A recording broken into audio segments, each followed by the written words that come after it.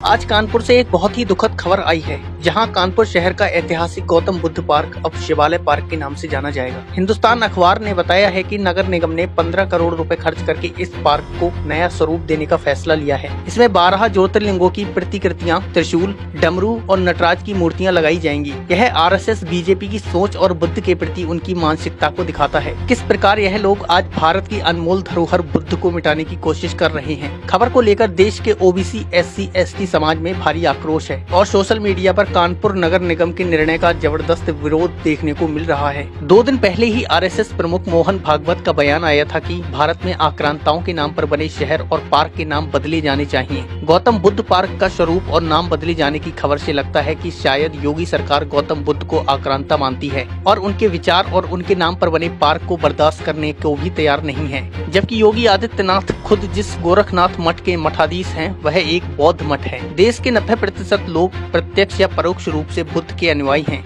लेकिन सरकार को इससे कोई फर्क नहीं पड़ता। प्रधानमंत्री नरेंद्र मोदी विदेशों में जाकर गर्व से कहते हैं कि वे बुद्ध की धरती से आए हैं, क्योंकि बुद्ध एक सत्य है, कोई काल्पनिक कथा नहीं। लेकिन विरोधाभास यह है कि उत्तर प्रदेश की योगी सरकार उन्हीं बुद्ध के नाम पर बने पार्क को तोड़कर उसे शिवलिंगों से भर देना चाहती है। यह कदम पिछड़े, दलित, आदिवासी, बहुसंख्यक समाज के आदर्श पुरुष बुद्ध का अपमान है और यह सरकार की बेहोशी और दिशा खोने का सबसे बड़ा प्रमाण है। इतिहास गवाह है कि 1997 में बने बुद्ध पार्क का उद्घाटन शहर की बहुल आबादी की भावनाओं को ध्यान में रखकर किया गया था। यह पार्क केवल मनोरंजन का स्थल नहीं, बल्कि दलित, पिछड़े और आदिवासी बहुसंख्यक समुदाय के लिए एक सांस्कृतिक धरोहर था। अब उसी धरोहर को मिटाकर उसे शिवालय का रूप देना लोकतंत्र और बहुलतावादी समाज की आत्मा पर सीधा हमला है। सरकार का यह कदम न केवल संविधान की धर्मनिरपेक्ष भावना के खिलाफ है, बल्कि यह देश की बौद्धिक विरासत को भी अपमानित करता है। करोड़ों रुपए खर्च कर मूर्तियां खड़ी करने से जनता की समस्याएं हल नहीं होंगी। बेरोजगारी, महंगाई और कानून व्यवस्था जैसे मुद्दों से ध्यान भटकाने के लिए सरकार धार्मिक प्रतीकों का सहारा ले रही है।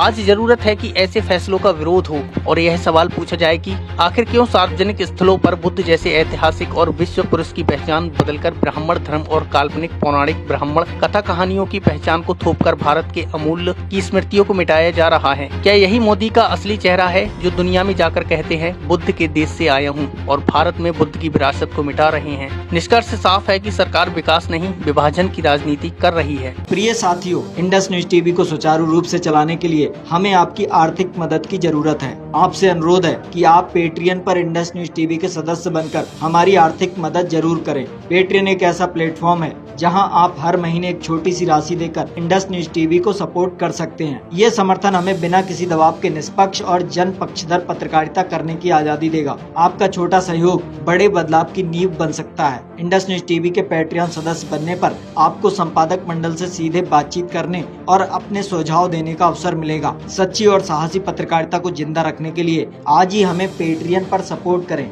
लिंक डिस्क्रिप्शन बॉक्स में दिया गया है।